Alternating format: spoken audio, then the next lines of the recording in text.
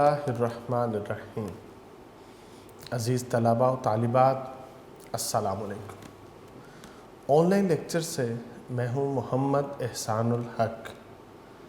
عزیز طلباء، آج کا ہمارا جو لیکچر ہے وہ حصہ نظم پہ اکبر الہ آبادی کی نظم خدا سرسبز رکھے اس چمن کو مہرباں ہو کر، یہ آپ کی دعائیہ نظم ہے۔ آج ہم اس کا لیکچر نمبر 2 کریں گے۔ پہلے لیکچر میں ہم نے پہلے 2 شعر پڑھے تھے۔ آج جو تیسرا شعر ہے، آج ہم وہاں سے اپنی تشریحات کا آغاز کریں گے۔ تو آپ تمام طلباء، آپ اپنے یونیک نوٹس اوپن کریں اور ہم آغاز کرتے ہیں لیکچر نمبر 3 پہ، لیکچر نمبر 2 پہ، اور ہماری نظم کا شعر ہے شعر نمبر 3۔ عزیز طلباء، یہ ہمارا شعر نمبر 3 ہے۔ عروج نشہ نشو نما سے ڈالیاں جھومی۔ عروج یہ ترقی کو کہتے ہیں، معراج کو کہتے ہیں، بلندی کو کہتے ہیں، جوانی کو بھی عروج کہتے ہیں۔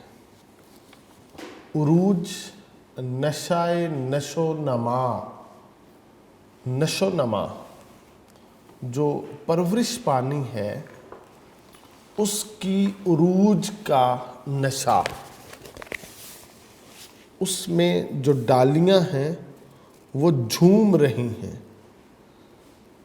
عروج نشہ نشو نما سے ڈالیاں جھومی، جو شاخیں ہیں نا، جو ڈالیاں ہیں وہ جھوم رہی ہیں۔ ترانے گائے مرغان چمن نے، ترانے کہتے ہیں بیٹا گیت کو۔ گیت گائے کنہوں نے؟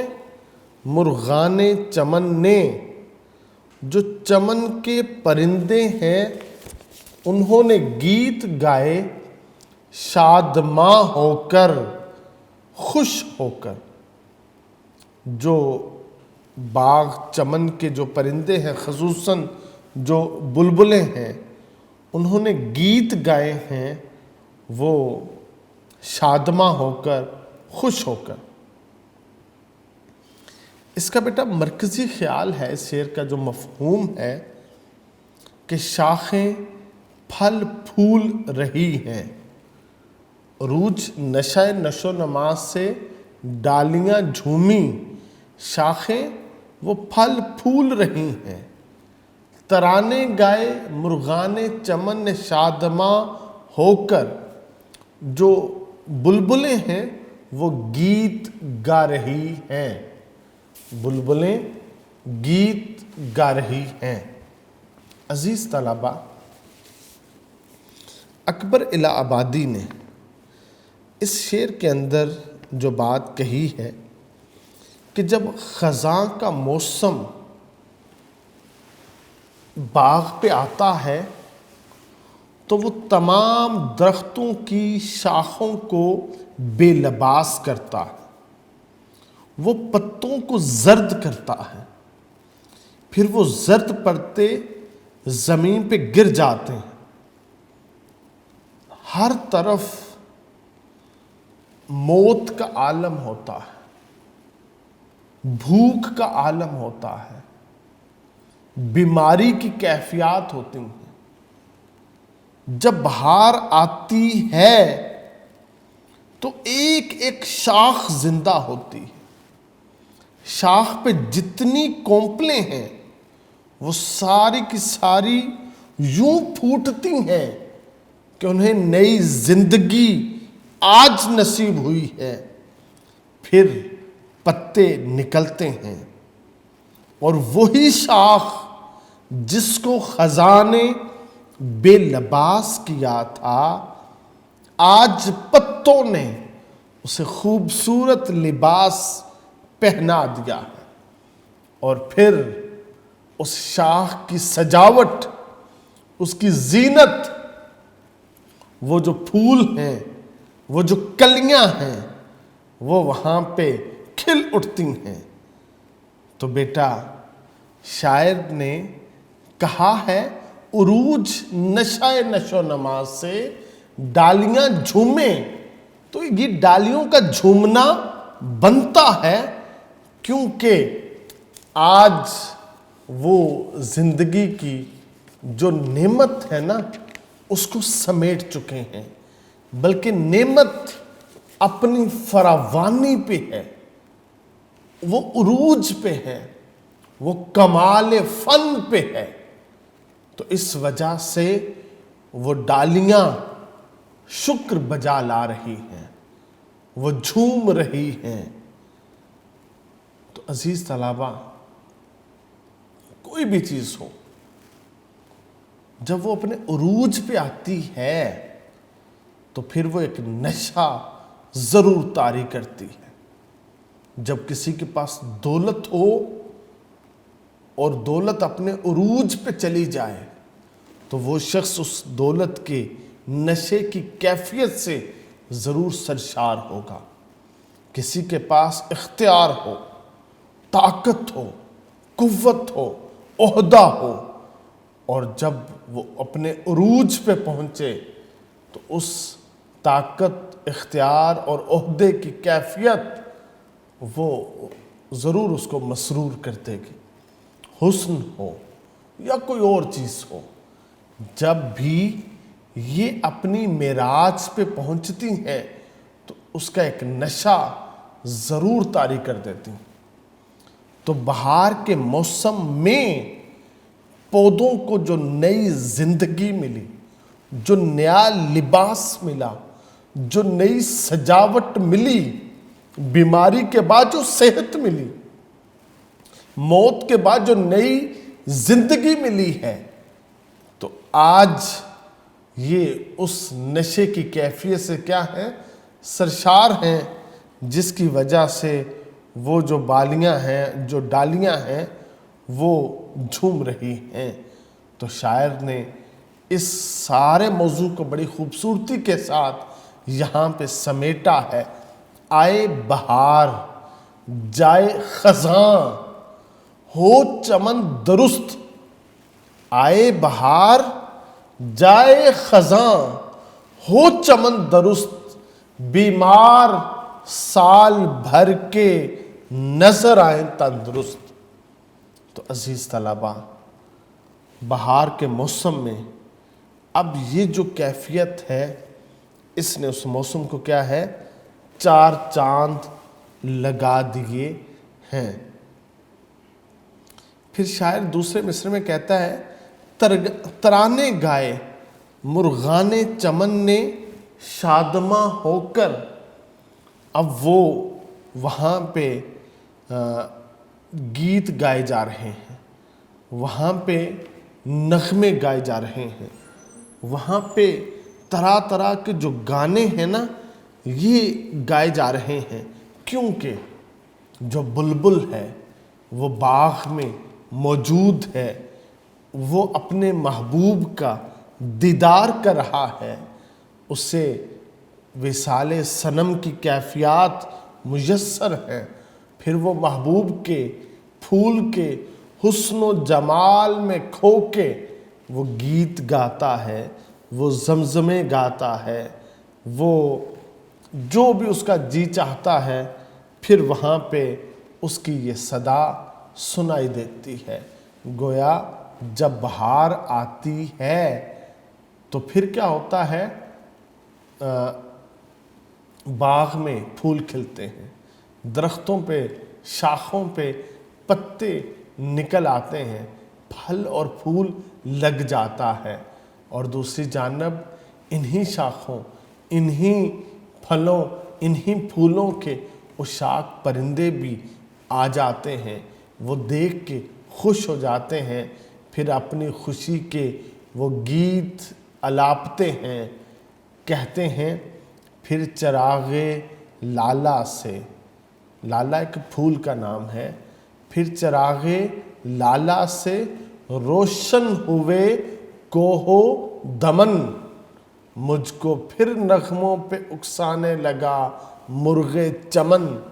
फिर इंसान की कैफियत ये हो जाती है कि ये जो मौसम है, ये जो मंजर है, एक खूबसूरत असर उसके ऊपर क्या है, मुरतब कर देते हैं। बेटा मुख्तसर ये कि मौसम बहार में शाखों से शबाब उबल रहा है, उनसे जो कौंपलें हैं वो निकल रही हैं, उनसे शगुफ़े नमूदार हो रहे हैं। परिंदों ने अपने नग़मों से चमन को मामूर किया है।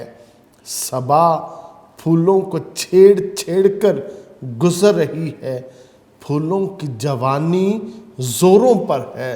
रंगा रंग फूलों ने पूरे बाग को हसीन लिबास पहना दिया है।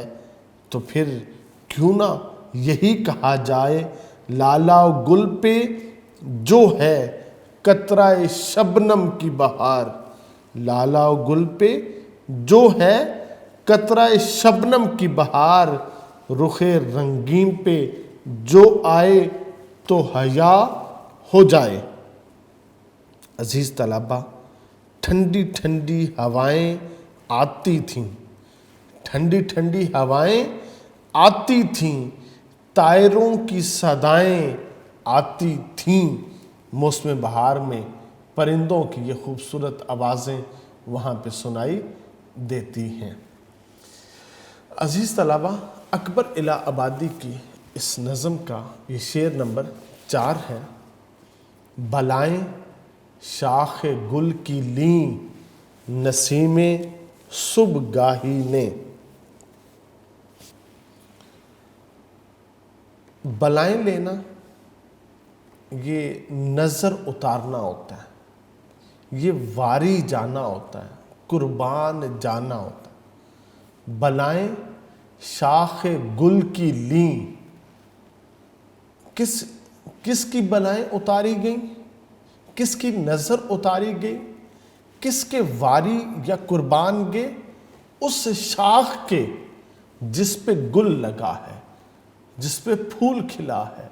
शाख गुल की बलाएं शाख गुल की लीं नसीमे सुबगाही ने, सुबह की हवा बादे नसीम ने उस शाख गुल की बलाएं लीं जिस शाख पे फूल खिला है।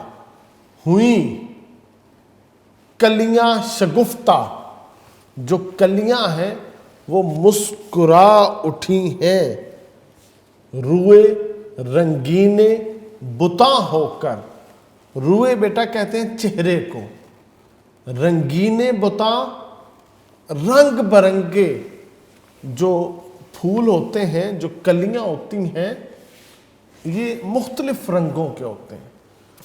कोई सुर्ख रंग का फूल, कोई पीले रंग का फूल, कोई नीले रंग का फूल, कोई गुलाबी रंग का फूल, कोई और रंग का फूल।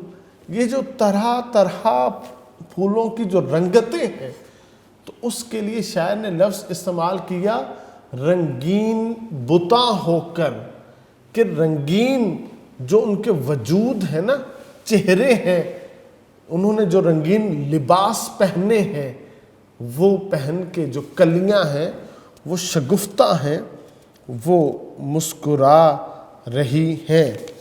तो अजीज़ तलबा, अकबर इलाहाबादी ने अपनी इस नज़म में ये जो शेर कहा है, ये इस्तिआरे के लिए उसने इस्तेमाल किया। फूल हुस्न का एक इस्तिआरा है। कभी भी फ़र्द को बहुत हसीन और नाजुक बताना हो तो उसे कहा जाता है ये तो फूलों जैसा है, ये तो फूल जैसा है। तो उसको जो फूल है ये हुस्न का इस्तिआरा है। अकबर इलाहाबादी का यही मौक़िफ़ है। फूल यूं खिले हैं कि इन्हें देख के लगता है جیسے بہت سے خوبصورت چہرے اکٹھے ہو گئے ہیں، جمع ہو گئے ہیں۔ پھول ہے صحرا میں یا پریاں قطار اندر قطار، اودے اودے نیلے نیلے پیلے پیلے پیرہن کہ انہوں نے یہ مختلف رنگوں کے لباس پہن رکھے ہیں۔ اکبر الہ آبادی باغ میں موجود پھول بھری شاخوں کی خوبصورت اور حسین چہروں کے ساتھ کیا ہیں، ان کی تعریفات کر رہے ہیں۔ عزیز طلبہ، یہاں پہ جو شاعر ہے وہ ہمیں کہنا یہ چاہتا ہے کہ جو صبح کا ہوا ہوتا ہے نا، اس میں باد نسیم جب چلتی ہے، یہ باد نسیم کیا کرتی ہے، یہ پھول کے قریب آتی ہے اور پھول اتنا خوبصورت کھلا ہوتا ہے، اتنا بھلا لگتا ہے، اتنا پیارا لگتا ہے۔ تو باد نسیم ماں کا کردار ادا کرتی ہے، یہ اس پھول کی بلائیں لیتی ہے، اس کی نظر اتارتی ہے، اس کے واری جاتی، اس کے قربان جاتی۔ کیوں؟ وہ چاہتی ہے یہ پھول نظر بد سے محفوظ رہے، وہ چاہتی ہے یہ پھول جو ہے یہ ایسے ہی کھلا رہے، کیونکہ یہ جو پھول ہے یہ علامت ہے بہار کی۔ جب تک پھول سلامت ہے تب تک باغ میں بہار سلامت ہے۔ انسان چاہتا ہے کہ جہاں پہ وہ رہے اس کا ماحول اچھا ہو، وہ چاہتا ہے کہ اگر وہاں پہ بہار کا موسم ہے تو یہ برقرار رہے، کہیں میری وجہ سے خزاں میں نہ بدل جائے۔ تو باد نسیم چاہتی ہے کہ کہیں یہ موسم بدل نہ جائے، کہیں بہار روٹھ نہ جائے، کہیں بہار ختم نہ ہو جائے۔ اس لیے وہ کیا کرتی ہے، وہ اس پھول کی نظر اتارتی ہے کہ یہ نظر بد سے کیا ہے، محفوظ رہے۔ جب پھول کو زندگی نصیب ہو جائے گی، یہ نظر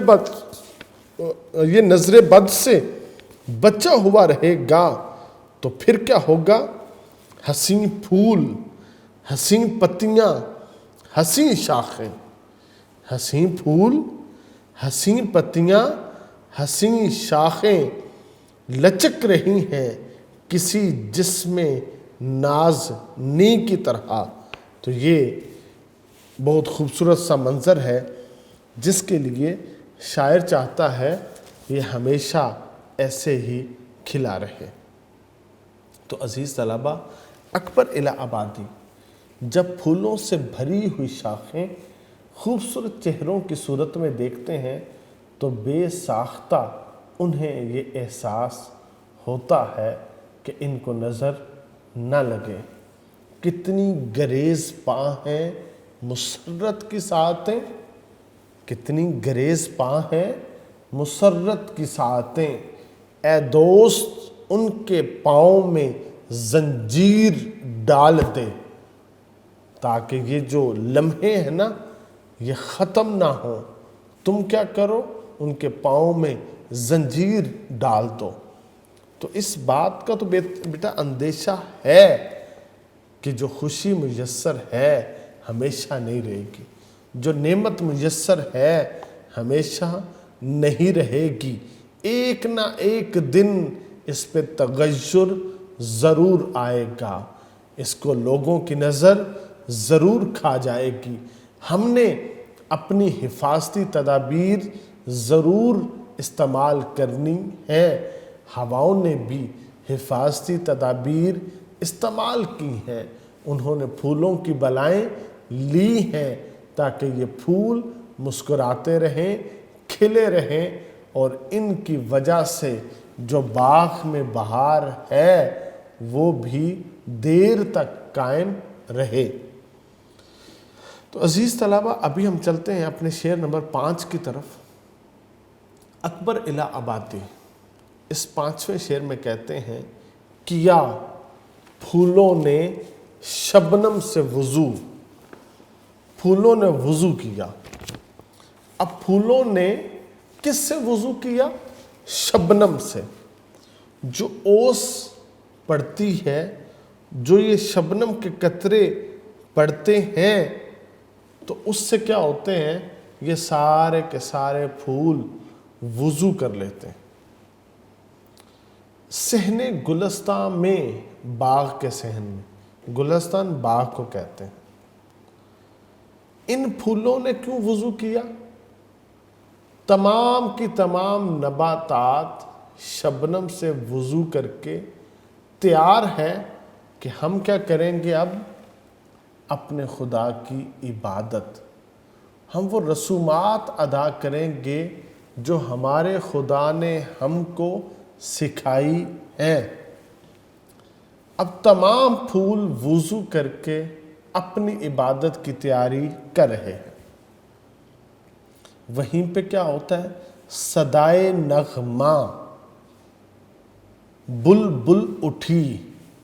جو بلبل ہے اس کی صدا، اس کا نغمہ وہ گونجا، بانگے اذاں ہو کر، اذان بن کر بلبل نے اذان دے دی۔ باغ میں بلبل نے کیا کیا؟ اس نے اذان دے دی۔ پھولوں نے شبنم سے وضو کر لیا۔ گویا اب سب تیار ہیں کہ ہم اکٹھے ہو کے، ہم اتحاد کی تصویر میں پرو کے، مل کے، اجتماعیت میں اپنے رب کی عبادت کریں۔ بیٹا یہ بڑا خوبصورت موضوع ہے جس کو شاعر نے یہاں پہ باندھا ہے۔ صوفیہ کہتے ہیں یہ جو صبح کا منظر ہوتا ہے نا، یہ نور ویلا ہوتا ہے۔ اس نور کے ویلے میں کیا ہوتا ہے؟ پوری کائنات مل کے اپنے رب کی حمد و ثنا، اس کی پاکی بیان کرتے ہیں۔ خدا کی ہر مخلوق، خدا نے اس کو جو اپنی عبادت کے رسوم سکھائے ہیں، وہ ان کو ادا کر کے اپنے رب کی کیا کرتے ہیں؟ عبادت کرتے ہیں۔ یہ ساری چیزیں تسبیحات و تحلیلات بیان کرتے ہیں، خدا کی حمد و ثنا بیان کرتی ہیں۔ پھول جب کھلتا ہے، اس کی خوشبو، اس کی رنگت خدا کی پاکی، اس کی حمد و ثنا بیان کرتے ہیں۔ یہ جو پرندے ہیں، یہ جو چہچہاتے ہیں، یہ خدا کی حمد و ثنا، اس کی پاکی کو کیا کرتے ہیں؟ یہ اس کو بیان کرتے ہیں۔ گویا اس صبح کے منظر میں ایک عالم مستی کا ہے۔ پوری کائنات سجدہ کر رہی ہے، پوری کائنات ذکر الہی میں مشغول ہے، پوری کائنات کیا کرتی ہے؟ اپنے رب کی حمد و ثنا وہ بیان کرتی ہے۔ وَإِنَّ مِن شَيْءٍ إِلَّا يُسَبِّحُ بِحَمْدِهِ، اور کائنات کی ہر شے اللہ کی تسبیح بیان کرتی ہے۔ یہ حکم خدا ہے۔ صبح کے وقت کو جنت کے اوقات میں سے کہا گیا ہے۔ اللہ تعالیٰ قرآن مجید میں دن اور رات کے تبدیل ہونے کو اپنی نشانیوں میں سے ایک نشانی قرار دیتے ہیں۔ ہم ایسے اہل نظر کو ثبوت حق کے لیے، ہم ایسے اہل نظر کو ثبوت حق کے لیے، اگر رسول نہ آتے تو صبح کافی تھی۔ تو یہ صبح جو ہے یہ کافی تھی ہمیں بتانے کے لیے کہ کوئی ہے جو عبادت کے لائق ہے، کوئی ہے جو خالق ہے، جو مالک ہے، جو رازق ہے۔ جب پوری مخلوقات اس وقت خدا کی عبادت کرتے ہیں تو اے انسان تو بھی اپنے رب کی عبادت کر۔ تو بیٹا دنیا میں جتنے بھی مذاہب ہیں نا، اسلام ہے، یہودیت ہے، عیسائیت ہے۔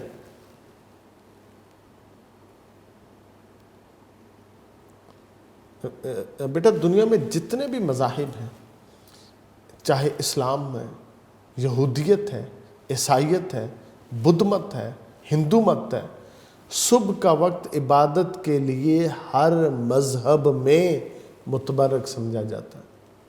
اللہ تعالیٰ سے لو لگانے کے لیے صبح کے وقت کو اہم سمجھا جاتا ہے۔ تو اکبر الہ آبادی کا موقف ہے، شبنم میں بھیگے ہوئے گلابوں کے پھولوں کو دیکھ کر ایسے لگتا ہے جیسے وہ وضو کر رہے ہوں اور بلبل کی چہچہاہٹ آذان کی صدا بن کے گونج رہی ہے۔ تو عزیز طلباء، شاعر کہتا ہے کیفیت وحی میں ہے بلبل، کیفیت وحی میں ہے بلبل، ہے وقت نزول مصحف گل، نوبت ہے صدائے کمریاں کی، تیاری ہے باغ میں اذاں کی۔ بڑا خوبصورت شعر ہے بیٹا، اپنے یونیک نوٹ سے اس کو ضرور یاد کیجئے گا کہ صبح کے وقت صرف انسان ہی بارگاہ خداوندی میں اپنی بندگی پیش نہیں کرتے، بلکہ ساری کی ساری مخلوقات اس کی اطاعت کرتی ہیں۔ ہر کسی کی عبادت کا ایک خاص انداز ہے جو اس کے رب نے اس کو سکھا رکھا ہے، لیکن وہ پرندے ہوں، پھول ہوں، یہ سارے کے سارے کیا کرتے ہیں؟ اپنے خالق کا شکر ادا کرتے ہیں، جس نے ان کو زندگی دی، جس نے ان کو سانس دیا، جس نے ان کو رزق دیا۔ تو یہ سارے کے سارے کیا ہیں؟ اپنے خدا کی عبادت کرتے ہیں۔ اور یہ شاعر نے یہ ساری تماثیل انسان کو پیش کی کہ تم اشرف المخلوقات میں سے ہو، تم خدا کے نائب ہو، تم خدا کے خلیفہ ہو، یہ ساری کائنات خدا نے صرف تمہارے لیے پیدا کی ہے۔ اللہ رب العزت وہ کہتا ہے نا کہ اے محمد صلی اللہ علیہ وسلم، اگر میں نے آپ کو پیدا کرنا مقصود نہ ہوتا تو میں یہ زمین و آسمان اور جو کچھ اس میں ہے یہ نہ بناتا۔ اور پھر انسان کو کہا یہ پوری کائنات تمہارے سامنے مسخر ہے، تم تسخیر کائنات کرو۔ آج اگر انسان کے پاس بصیرت ہے، آج اگر انسان کے پاس وہ آنکھ ہے جس سے وہ آیات خداوندی کو دیکھ سکے، جس سے اس کائنات کے چھپے رازوں کو وہ پا سکے، تو پھر کیا ہے؟ اسے پرندوں کا چہچہانا نہیں لگے گا، بلکہ خدا کی عبادت لگے گا۔ خدا نے جو ان کو اپنے رموز سکھائے ہیں اس کو وہ لگے گا۔ پھر جو ہوا کا جھونکا ہے اسے ہوا کا جھونکا نہیں لگے گا، بلکہ اسے محسوس ہوگا یہ بھی اپنی وجدانی کیفیت میں ہے۔ پھر اسے پھول کا کھلنا، پھر درختوں پہ پتوں کا لگنا، اسے یوں لگے گا یہ سب کیا ہے؟ اپنے خالق کی حمد و ثنا، اس کی پاکی بیان کر رہے ہیں۔ اے انسان، تو بھی ساری مخلوقات کے ساتھ مل جا، تو بھی وہی کر جو ساری مخلوقات کر رہی ہے، تو بھی سجدہ ریزی کر، تو بھی وضو کر، تو بھی ذکر سے اپنی قلوب و اذہان کو معطر کر، اور جب پوری کائنات کے ساتھ مل کے تو اپنے خدا کی بارگاہ میں اپنا عجز، اپنا نیاز پیش کرے گا تو پھر تیرا خدا تجھ سے راضی ہو جائے گا۔ یہ جو صبح کا وقت ہے یہ نور کا وقت ہوتا ہے، اس وقت میں آپ کو خشوع و خضوع نصیب ہوتا ہے۔ آپ یوں محسوس کرتے ہو آپ کا خدا آپ کے انتہائی قریب ہے اور آپ اس کو اپنے سامنے رکھ کے وہ گزارشات ساری کی ساری پیش کر رہے ہو۔ تو عزیز طلباء، اکبر الہ آبادی کا یہ بڑا خوبصورت سا شعر تھا جس میں انہوں نے ہمیں یہ ترغیب دی تھی کہ جب پھولوں نے وضو کر لیا ہے تم بھی وضو کر لو، جب بلبل نے اذان دے دی ہے تم بھی اذان دے لو، جب پوری کائنات اللہ کی عبادت کی تیاری کر رہی ہے تم بھی اپنے آپ کو اس کی عبادت کے لیے کیا ہے تیار کر لو۔ تو عزیز طلباء، اکبر الہ آبادی کے اس تینوں اشعار کو اچھی طرح یاد کیجئے گا۔ یہ بہت خوبصورت شعر ہیں، پیپرز میں آتے ہیں، محنت سے ان کو یاد کیجئے گا۔ اللہ رب العزت آپ کا حامی و ناصر ہو۔ والسلام۔